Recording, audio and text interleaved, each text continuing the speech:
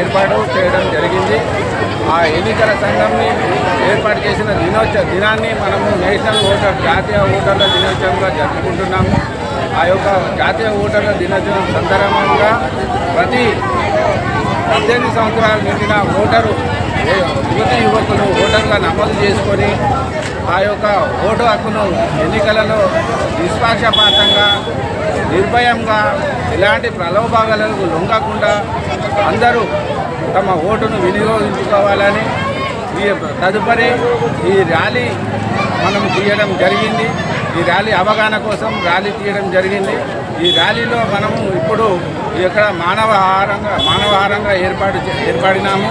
ఇప్పుడు మనకు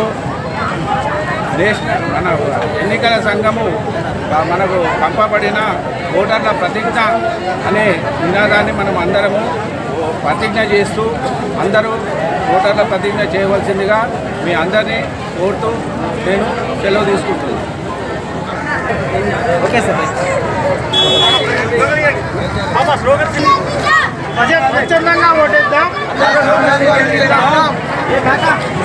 స్లోగన్ చేయండి.